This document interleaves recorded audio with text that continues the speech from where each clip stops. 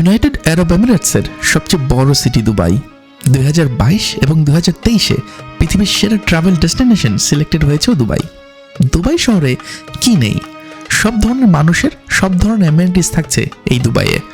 পৃথিবীর সবচেয়ে উঁচু লম্বা বুর্জ খলিফা টাওয়ার, পৃথিবীর সবচেয়ে বড় শপিং মল দুবাই মল, পৃথিবীর সবচেয়ে বড় 400 দোকানের গোল্ড সৌক, 150 মিলিয়ন তাজা ফুল দিয়ে করা পৃথিবীর সবচেয়ে বড় মিরাকল গার্ডেন, 50 তলার সমান উচ্চতার দুবাই ফ্রেম, কিংবা আর্কিটেকচারাল ওয়ান্ডার দুবাই থেকে মাত্র 1 ঘন্টা দূরে শেখ জায়েদ মস্ক। কি থাকছে না এই দুবাইয়ে? আর আপনি যদি অ্যাডভেঞ্চার পছন্দ করেন, দুবাই থেকে মাত্র 1 ঘন্টা দূরেই নিয়ে নিতে পারেন একটা ডেজার্ট সাফারি ট্রিপ। সেখানে আপনি একটা অ্যাডভেঞ্চারাস স্যান্ড ব্যাশিং ট্রিপ নিয়ে নিতে পারেন একটা ক্যামেল রাইড, আর দিনটা শেষ করতে পারেন মরুভূমিতে খালিজি ড্যান্স এবং অথেন্টিক দুবাই ফুডের সাথে। আজকের ভিডিওতে আমি আমার 7 দিনের দুবাই ট্রিপের কি অ্যাট্রাকশনসগুলো ছোট্ট করে শেয়ার করব।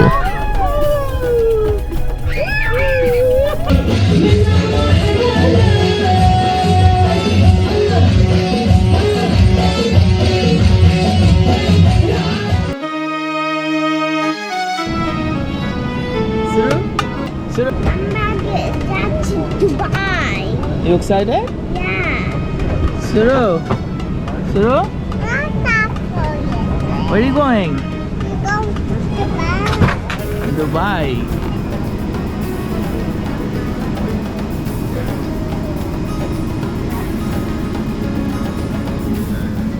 প্রায় 14 ঘন্টার ট্রাভেল শেষ করে আমরা এখন দুবাই এয়ারপোর্টে। Travel was really good. Yumna Sura did wonderful. Emirates এমনিতে আমাদের খুব পছন্দের একটা এয়ারলাইন্স, এবং সব কিছু মিলে ট্রাভেল নিয়ে উই হ্যাড নো কমপ্লেইন্টস। এখন অলরেডি অনারেবল ভিসা নেওয়া শেষ, আর ভিসার সাথে সাথে দেখলাম একটা ফ্রি সিম কার্ডও দিল। So this is the sim card. So how do you like the airport, Imna? I like it. You like it or love it? Love it. Good. এয়ারপোর্টের ইমিগ্রেশন কাজ শেষ করে আমরা চলে এসেছিলাম রেন্টাল টার্মিনালে। এয়ারপোর্টের মেইন টার্মিনাল থেকে একটা শাটল বাস করেই চলে আসা যায় এই রেন্টাল টার্মিনালে। এখানে আমরা হার্টস থেকে 7 দিনের জন্য গাড়ি রেন্ট করব। এই গাড়িটা পুরো আমাদের দুবাই ট্রিপে আমাদের সাথেই থাকবে। আর এই হচ্ছে হন্ডাইয়ের সেই এসইউভিটা যেটা আমরা রেন্ট করেছিলাম। এটা একটা কম্প্যাক্ট এসইউভি, আমার কাছে যতদূর মনে পড়ে এটা হন্ডাই ক্রেটা, এবং আমি $50 পার ডে, এর বেশি হবে না, এরকম একটা পার ডে অ্যামাউন্টে রেন্ট করেছিলাম। আর আমরা থেকেছিলাম বার্ড দুবাইয়ে সাভয় ক্রেস্ট একটা হোটেলে, যেটা একটা অ্যাপার্টমেন্ট স্টাইল হোটেল, যেখানে আপনি নিজের মতো করে কুক করতে পারবেন, যেখানে ছিল মাইক্রোওয়েভ, ফ্রিজ এবং কুকিং ব্যবস্থা, যেটা আমি প্রেফার করি যখন when I travel with my family. Overall বেশ good recommended, and we had a really good deal in this hotel. So আমরা এখন ডেজার্ট সাফারি ট্যুরের জন্য অলমোস্ট রেডি। ডেজার্ট সাফারি আমাদের গাড়ি অলরেডি চলে আসছে শেয়ার পিক আপের জন্য, and we are very excited. Suru, where are you going? To Dubai. Dubai desert safari. Is the Arabian lady. Imra, where are you going, Baba? Dubai. Desert safari. It's a desert safari. Desert. Desert সাফারির শেয়ার যে গাড়িটা আসছে, এই গাড়ির দিকে যাচ্ছি। So ocean air এটা হচ্ছে আমাদের ভেন্ডার, আর গাড়িটাও দেখলাম ব্র্যান্ডেড গাড়ি। Looks like a land cruiser. Will see. Yeah. For dune bashing, sandboarding in this car and sunset picture. After that we will go to the camp. When we reach to the camp, there is camel riding.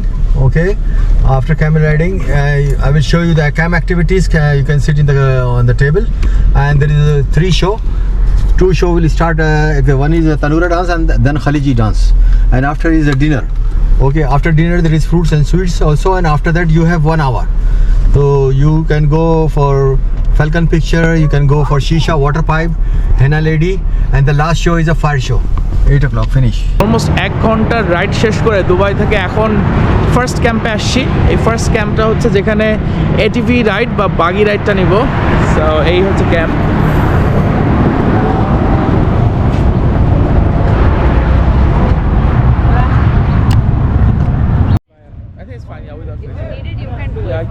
এখন look দেখে বুঝতে বুঝতে পারছেন পুরোপুরি আমি দুবাইয়ের জন্য ready. এখন হচ্ছে আমার এটিভি রাইডের সময়, বাইক রাইড।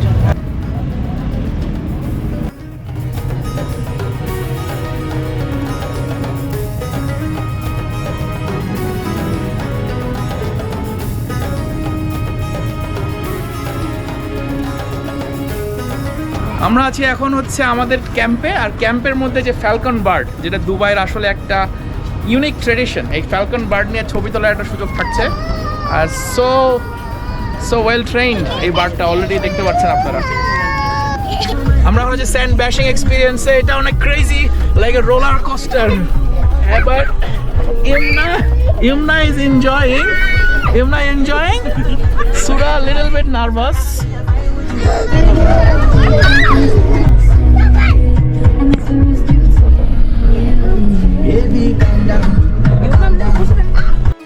স্যান্ড ব্যাশিং রাইডটা ছিল মাত্র হাফ অ্যান আওয়ারের, বাট এই হাফ অ্যান আওয়ারটা আনএক্সপ্লেনেবল। আপনি শুধু নিজে এক্সপিরিয়েন্স করলেই বুঝতে পারবেন এর অ্যাড্রেনালিন রাশটা কেমন। আমাদের জন্য এটা আসলে পুরোপুরি different experience. Yumna Sura enjoyed a lot. Yumna was totally on it. Sura কিছুটা নার্ভাস ছিল, বাট অ্যাট দ্য এন্ড আমার কাছে মনে হচ্ছে পুরো এক্সপিরিয়েন্সটা ইজ অল ওয়ার্থ ইট। একটা নোট দেবো, সেটা হচ্ছে আপনি যদি আসলে আপনার মোশন সিকনেস থাকে তাহলে মোটেই আপনার এই রাইডটা না ঠিক হবে না। ঠিক স্যান্ড ব্যাশিং রাইড শেষ করে আমাদেরকে সানসেটের আগের হাফ অ্যান আওয়ার দেওয়া হয়েছিল মরুভূমিতে টাইম পাস করার জন্য। এই মোমেন্টে সানসেটের আগের যে কালারটা মরুভূমিতে দেখা যাচ্ছিল, এটা আসলে আনবিলিভেবল। আমার কাছে মনে হচ্ছিল আমরা মার্সে কোথাও আছি। এটা আউট অফ দ্য ওয়ার্ল্ড একটা এক্সপিরিয়েন্স। আমার কাছে মনে হয় সবার একবার হলেও ডেজার্ট সানসেটটা দেখা উচিত। ডেজার্ট সানসেট শেষ করে আমরা চলে এসেছি আমাদের ক্যাম্পিং এক্সপিরিয়েন্সে। এই ক্যাম্পটার নাম ছিল আল খেইমা ক্যাম্পস। এখানে দেখছেন ডেকোরেশনটা ছিল ওয়ান্ডারফুল, পুরোপুরি অ্যারাবিয়ান ভাইব দিয়ে ডেকোরেট করা। ভেতরে ছিল বিভিন্ন রকম স্টলে বিভিন্ন রকম এক্সপিরিয়েন্স, অ্যারাবিয়ান বেদুইনদের লাইফস্টাইল, তাদের ফুড, তাদের এন্টারটেইনমেন্ট, সব কিছুরই ছোটো ছোটো গ্লিমস ছিল এই পুরো ক্যাম্পের মধ্যে। প্রথমে আমরা কিছুটা সময় পেয়েছিলাম পুরো ক্যাম্পটা একটু ঘুরে দেখার জন্য। ক্যাম্পের মধ্যে দেখতেই পাচ্ছেন ঠিক মরুভূমির মাঝেই আসলে একটা ডিফারেন্ট অ্যারাবিয়ান কালচারটাকে ফুটিয়ে ওঠার ব্যবস্থা করা হয়েছিল। এখানে রয়েছে অলসো এখানে ক্যামেল ফিডিং বা ক্যামেল রাইডেরও ব্যবস্থা ছিল এই ক্যাম্পের মধ্যেই।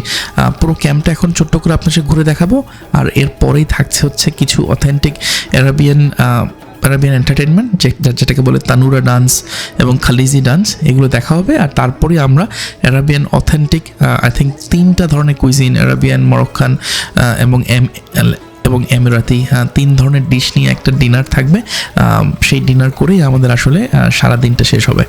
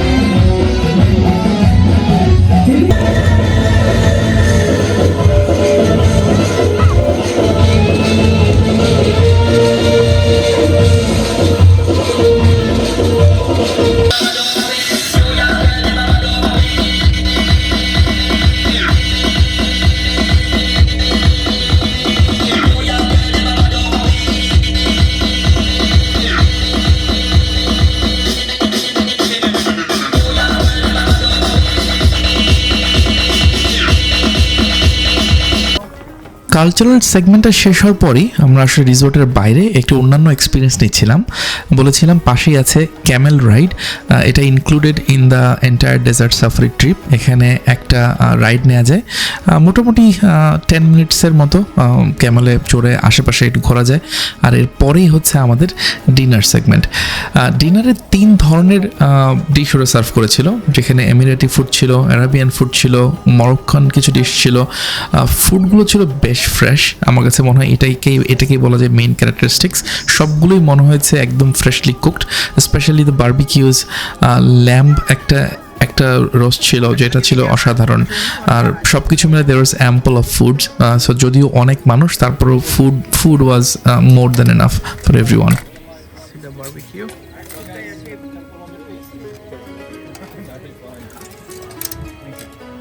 আজকে আমাদের দুবাইয়ের সেকেন্ড ডে।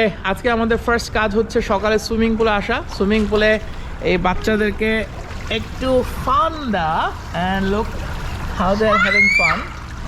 এটা হচ্ছে জাস্ট 0.5 মিটার, সো একদম কিডস ফ্রেন্ডলি একটা সুইমিং পুল।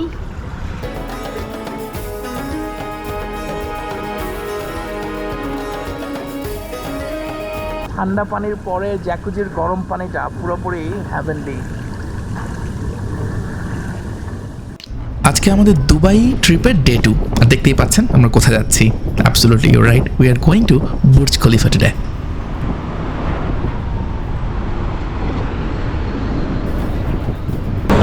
সো আমরা আজকে আসছি দুবাই মলে। দুবাই মলে আজকে আমাদের 3টা জিনিস করা আছে। একটা হচ্ছে আমরা অ্যাকুরিয়ামে যাব, আন্ডারওয়ার্ল্ড জু, আর তারপরে আমরা at the top Burj Khalifa.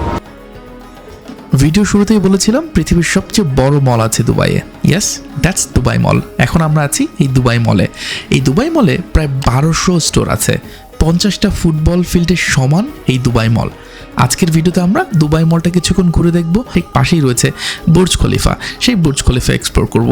এখন কিছুটা শর্টকাটে আপনাকে দেখিয়ে নিচ্ছি দুবাই মলের গ্র্যান্ডনেস।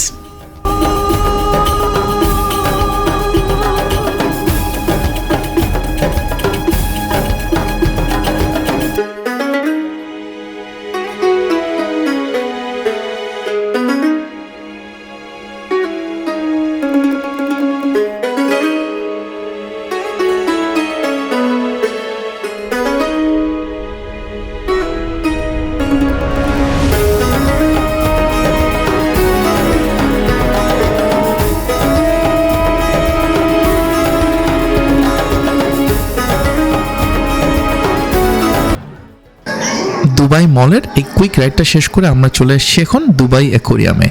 দুবাই মলের চারপাশ থেকে যদিও দুবাই অ্যাকোরিয়াম দেখা যায়, বাট আপনি যদি একটা টিকিট নেন দুবাই অ্যাকোরিয়ামের, সেক্ষেত্রে আপনি অ্যাকোরিয়ামের ভেতরে যেমনটা দেখতে পাচ্ছেন, আপনি ভেতর থেকে হাঁটতে পারবেন, যেখানে আপনার মাথার উপরে চারপাশে আপনি প্যানোরামিক গ্লাসে আপনি ফিশগুলো দেখতে পারবেন। আর আপনি যদি টিকিটটা না কাটেন তাহলে আপনাকে মলের বাইরে থেকে এই অ্যাকোরিয়ামটা দেখতে হবে। আমাদের টিকিটটা ছিল দুবাই অ্যাকোরিয়াম প্লাস দুবাই জু, আন্ডার ওয়াটার জু, যেটাতে আমরা পরে যাচ্ছি, এটা সহ একটা কম্বাইন্ড টিকিট। সো আমার কাছে মনে হয়েছিল যদিও অ্যাকোরিয়ামের এই ডিস্টেন্সে খুবই ছোট, তারপরেও ইটস আ ডিফারেন্ট এক্সপিরিয়েন্স।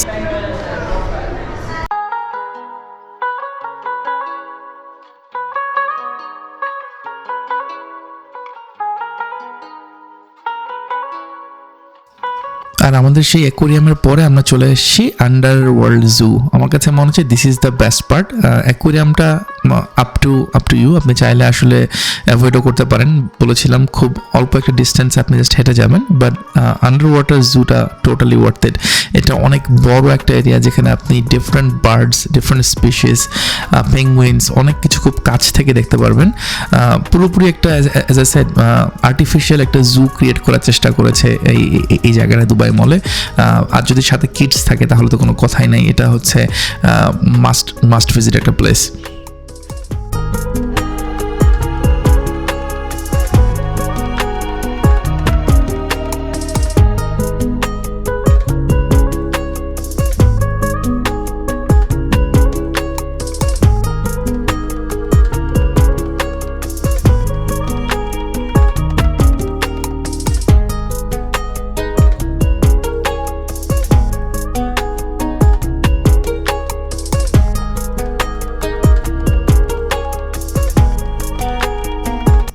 আর এখন আমরা চলে এসেছি পেঙ্গুইন ওয়ার্ল্ডে।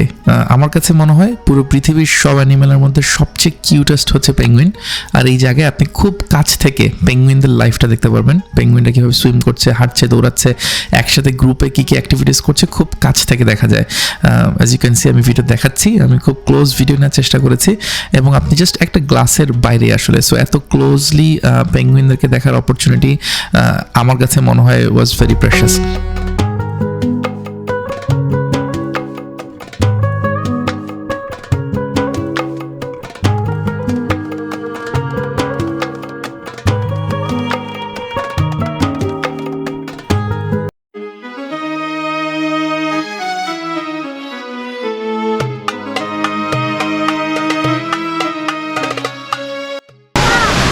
তো আমরা এখন আছি সেই আইকনিক দুবাই মলের যে ফাউন্টেনটা, সেটা দুবাই ফাউন্টেন আউটসাইড, বাট এটা দুবাই মলের ভিতরে যে স্ট্যাচু ফাউন্টেন, এই ফাউন্টেনের সামনে।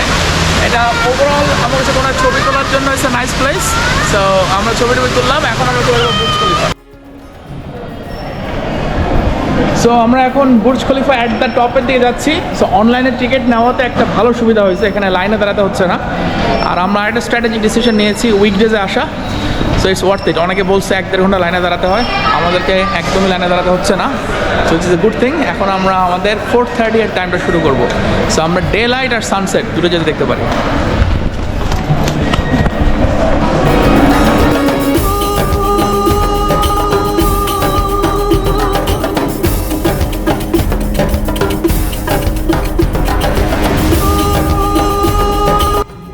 আমরা এখন বুর্জ খলিফার দিকে যাচ্ছি।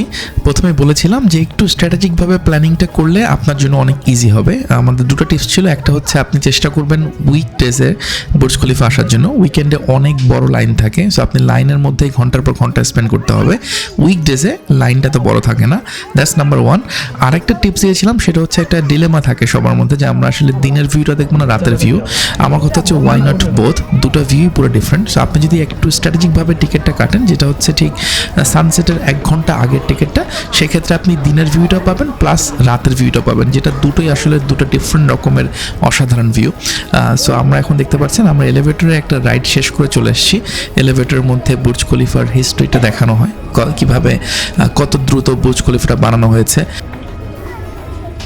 আর যখন আপনি উপরে চলে আসবেন তখন আপনি দেখবেন যে ঠিক একটা গ্লাস ওয়াল দেওয়া আছে, আর সেখানের পাশেই সবার স্পট নেওয়ার বেশ চেষ্টা। যেহেতু আমরা উইকডেজে এসেছিলাম, খুব বেশি রাশ ছিল না, সো ওইখানে আপনি গ্লাস ওয়ালের পাশে বসে সুন্দর মতো পুরো দুবাই সিটির একটা ভিউ পেয়ে যাবেন। ঠিক বুর্জ খলিফার উপর থেকে আসলে পৃথিবীটা কত ছোট, গাড়িগুলো, বিল্ডিংগুলো আসলে কত ছোট, এটা আপনি আরেকবার বুঝতে পারবেন যে পৃথিবীর সবচেয়ে উঁচু বিল্ডিং থেকে আসলে পৃথিবীটা দেখতে কেমন। আর তারপরে আসলে আমাদের সন্ধ্যা হয়ে গিয়েছিল কিছুক্ষণের মধ্যে। আর সন্ধ্যার ভিউটা বলেছিলাম, এটা আরও ডিফারেন্ট রকম একটা ভিউ। এখানে আপনি পুরো দুবাই সিটির লাইটস দেখতে পারবেন, প্লাস উপর থেকে আসলে দুবাই ফাউন্টেনটা কেমন সেটা দেখতে পারবেন। আমরা কিছুটা উপর থেকে ভিউ দেখেই আমরা আসলে নেমে গিয়েছিলাম নিচে, যেখান থেকে আসলে দুবাই ফাউন্টেনটা আরও বেশি ক্লোজলি নাইসলি দেখা যায়। সেখান থেকে এখন আপনারা ভিউটা দেখতে পাচ্ছেন। এটা একটা শো থাকে, আমার ঠিক এক্স্যাক্টলি মনে নেই কত মিনিটের, বাট মনে হয় 5 থেকে 10 মিনিট একটা শো থাকে, যেখানে মিউজিকের তালে তালে দুবাই ফাউন্টেনের বিভিন্ন রকম প্যাটার্ন আপনি দেখতে পারবেন। আর এই শোটা শেষ করার পরেই আসলে আমাদের এই বুর্জ খলিফা ট্রিপটা আমরা শেষ করেছিলাম।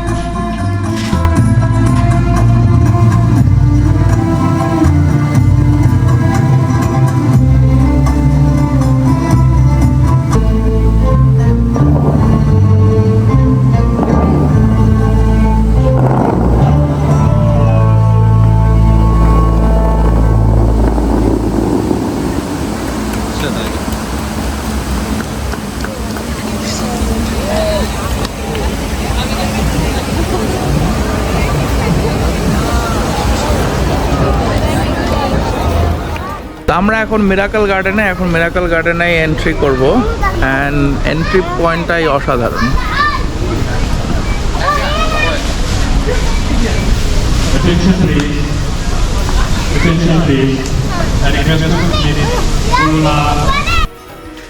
মিরাকল মিরাকল গার্ডেন সত্যিকার অর্থেই যেন মিরাকল। আসলে ন্যাচারাল ফ্লাওয়ার দিয়ে এরকম হিউজ একটা গার্ডেন করা যায়, এখানে আপনি না আসলে বুঝতে পারবেন না। আসার সাথে সাথেই প্রথমেই মনে হতে পারে যে ফুলগুলো আসলে ন্যাচারাল কিনা, আপনি ঢোকার পরেই দেখবেন আসলে ফ্লাওয়ার স্মেলে, এত ফ্লাওয়ারের ডিফারেন্ট ডিফারেন্ট স্মেলে আপনি একটা অন্যরকম ফ্রেশনেস ফিল করবেন। আর এটার আওয়ারটা হচ্ছে সন্ধ্যার মধ্যেই ক্লোজ হয়ে যায়, সো আপনি একটু প্ল্যান করে বিকালের দিকে আসতে হবে। অনেক বেশি সান থাকলেও খুব একটা এনজয় করতে পারবেন না, সো একটু বিকালের টাইমটা আমার কাছে মনে হয় সানসেটের 1-2 ঘন্টা আগে এই টাইমটাই পারফেক্ট। মিরাকল গার্ডেনের অনেকগুলো রেকর্ড আছে গিনেস বুকে, এটা রেকর্ডের অভাব নাই। পুরো দুবাই জুড়ে আসলে বিভিন্ন জায়গা জুড়ে রেকর্ড। কয়েকটা নোটিস করার মতো রেকর্ড হচ্ছে এখানে আপনি 150 মিলিয়ন ডিফারেন্ট রকমের প্ল্যান্ট আছে, যেটা পৃথিবীর কোনো গার্ডেনে এত রকম প্ল্যান্ট একসাথে পাওয়া যায় না। প্লাস 250 মিলিয়ন ফ্লাওয়ার্স, বুঝতেই পারছেন 10 লাখে 1 মিলিয়ন, এরকম 250 মিলিয়ন ফ্লাওয়ার্স আছে এই মিরাকল গার্ডেনে। এটা আরও বেশি ইউনিক যে দুবাইয়ের মতো একটা জায়গা যেখানে পুরোপুরি আসলে মরুভূমি বা ব্যারেন ল্যান্ড, এরকম একটা জায়গায় এরকম একটা ন্যাচারাল ফ্লাওয়ার গার্ডেন করা হয়েছে। ইন্ডিড আমার কাছে মনে হয়েছে নামকরণটা ওয়াজ পারফেক্ট, যে এটা ইন্ডিড একটা মিরাকল, দুবাইয়ের মিরাকল গার্ডেন। ফাইনালি আপনি এখানে দেখবেন যে সবার অ্যাট্রাকশনস মেইনলি একটা এয়ারপ্লেনের দিকে, যেটা হচ্ছে এয়ারবাস A380 এমিরেটসের একটা প্লেন, যেখানে আসলে লাইভ ফ্লাওয়ার দিয়ে এই প্লেনটাকে ডেকোরেট করা হয়েছে। এখানে অনেকেই দেখবেন ফটোগ্রাফার নিয়ে এসেও ওয়েডিং ফটোগ্রাফি করছে। অ্যাম্পল অফ স্পেস আছে এখানে, সো আপনি ছবি তোলার জন্য কোনো স্পেস সমস্যা হবে না। এছাড়াও এখানে এই মিরাকল গার্ডেনে ডিফারেন্ট রকমের স্ট্যাচু লাইভ ফ্লাওয়ার দিয়ে করা হয়েছে। ডিজনির ক্যাসেল, বড় বড় এলিফ্যান্ট, বড় ডিফারেন্ট অ্যানিমাল স্ট্রাকচার দেখবেন আপনি এখানে করা হয়েছে এই লাইভ ফ্লাওয়ার্স দিয়ে। আরেকটা ইম্পর্টেন্ট ব্যাপার হচ্ছে এই দুবাই মিরাকল গার্ডেন কখনোই আসলে পুরাতন হয় না, ওরা প্রতি বছর আসলে থিমগুলোকে চেঞ্জ করে। সুতরাং আপনি একবার দেখার পরবর্তী বছর যখন আবার যাবেন আপনি দেখবেন নতুন নতুন কিছু স্ট্রাকচার, নতুন কিছু স্ট্যাচু দেখছেন। So it never gets old. Overall must recommended place. আপনি যদি ফ্যামিলি নিয়ে আসেন, ফ্যামিলি বা কিডস নিয়ে আসার জন্য, একটা ন্যাচারাল পার্কে একটা বিকাল পাস করার জন্য খুব সুন্দর একটা প্লেস দুবাই মিরাকল গার্ডেন।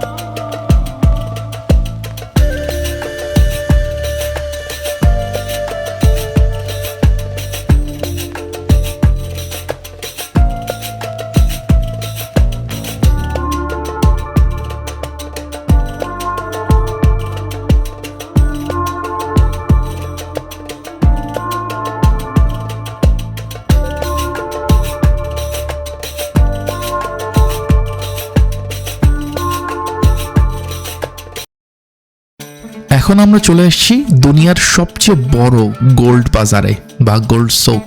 এটা হচ্ছে Dubai gold souk. Dubai gold souk Deira Dubai অবস্থিত, যেটা হচ্ছে কিছুটা বাংলাদেশের পুরান ঢাকার মতো। সো আপনার এখানে আসার আগেই কিছুটা পার্কিং স্পট নিয়ে চিন্তা করতে হবে, যদি আপনি নিজে ড্রাইভ করে আসেন কোথায় গাড়ি পার্কিং করবেন। আর একটু রেডি থাকতে হবে, এই জায়গাটা কিছুটা ক্রাউডি, মডার্ন দুবাই থেকে একটু ডিফারেন্ট।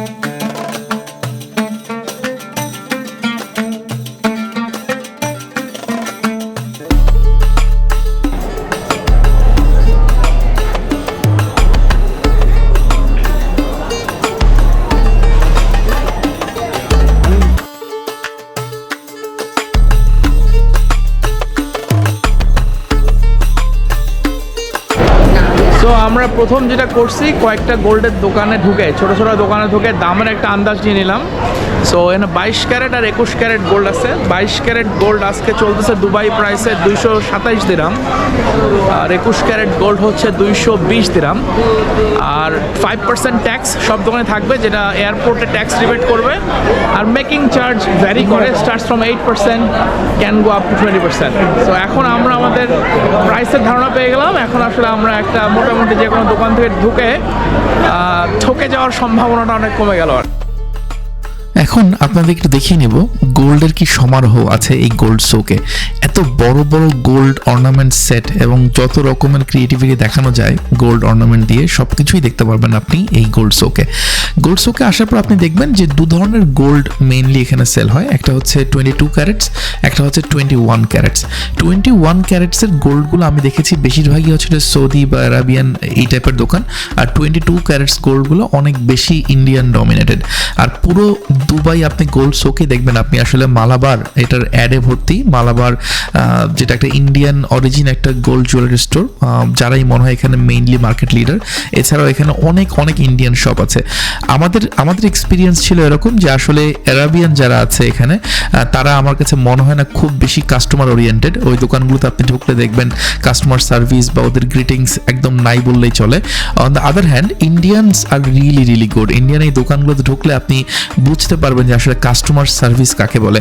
আপনি যত দামাদামি করেন না কেন বা আপনি যত আইটেমই দেখতে চান না কেন, they will never say no, এবং ওদের মুখে আপনি সবসময় দেখবেন একটা অন্যরকম হাসি।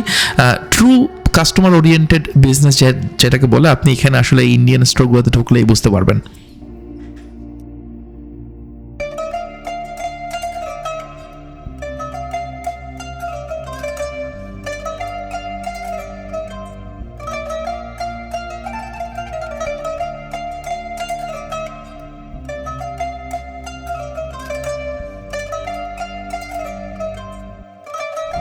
আমাদের আজকের এই ভিডিওর শেষ অ্যাট্রাকশন থাকছে শেখ জায়েদ মস্ক, যেটা দুবাই থেকে 1.5 ঘন্টা দূরে আবুধাবিতে অবস্থিত। এটা মক্কা এবং মদিনার পরে পৃথিবীর 3rd লার্জেস্ট মস্ক। আর আর্কিটেকচারাল মাস্টারপিস হিসেবে এটা আসলে আপনারা ভিডিও দেখলেই বুঝতে পারবেন, এটা simply out of this world. Abdavia.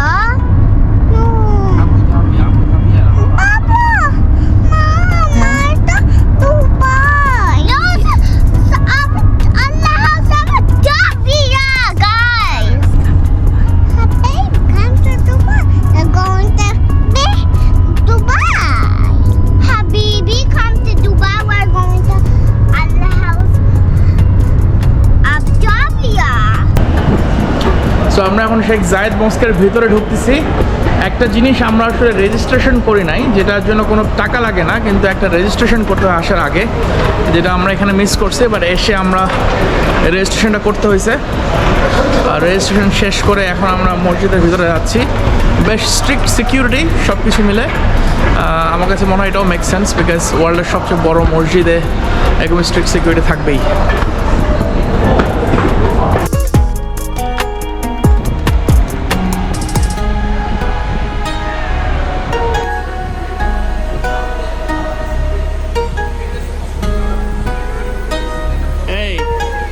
Enjoying? Sheikh জায়েদ মসজিদে আসতে হলে প্রথমে শুরু করতে হয় আন্ডারগ্রাউন্ডের শপিং মল থেকে। এটা অনেকটা শপিং মল প্লাস অনেক ফুড অপশনস আছে। তো আমরা হালকা কিছু স্ন্যাক্স খাবো আর তারপরে আসলে আমরা মসজিদে দিয়ে চলে যাব।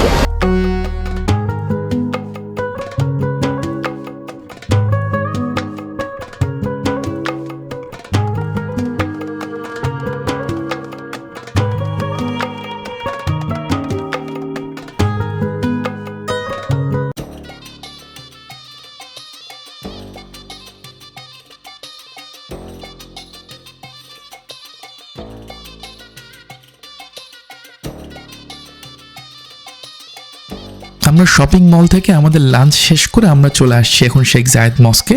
মল থেকে আসলে একটা বাগি রাইড আছে, যেটা আপনার যদি স্মল কিডস থাকে তাহলে ওদেরই আসলে ভলান্টিয়ার আছে কিছু, যারা আপনাকে রাইড দিয়ে একদম মসজিদের ক্যাম্পাস পর্যন্ত নিয়ে আসবে।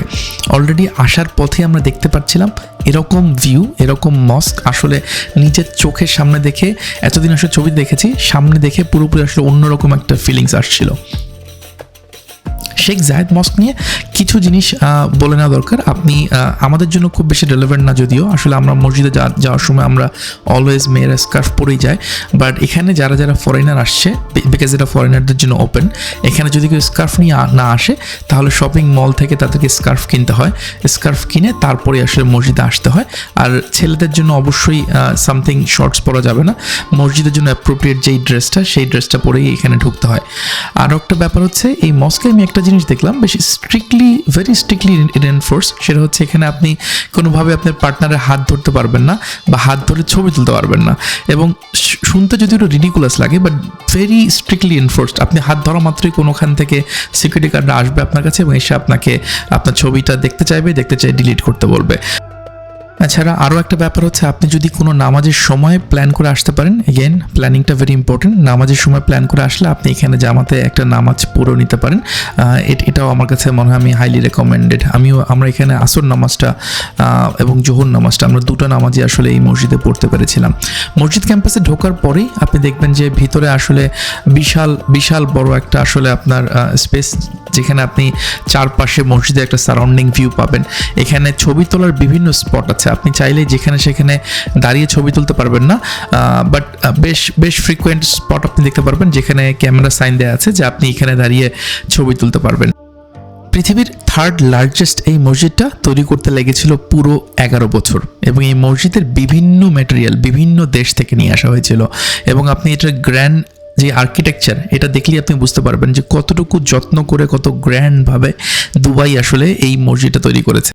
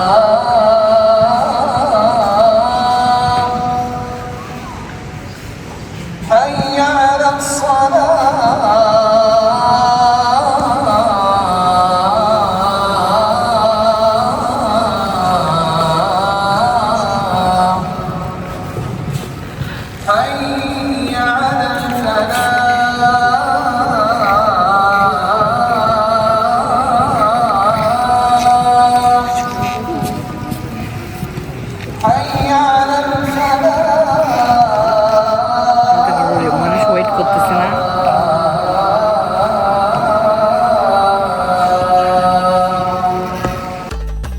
আর এর সাথে সাথে আমরা আমাদের দুবাইয়ের ভিডিওর একদম শেষ পর্যায়ে। এটাই ছিল আমার 7 দিনের দুবাইয়ের কি অ্যাট্রাকশনস। আরও অনেক কিছু যদিও কভার করেছি, বাট সব কিছু একটা ভিডিওতে দেখানো সম্ভব না।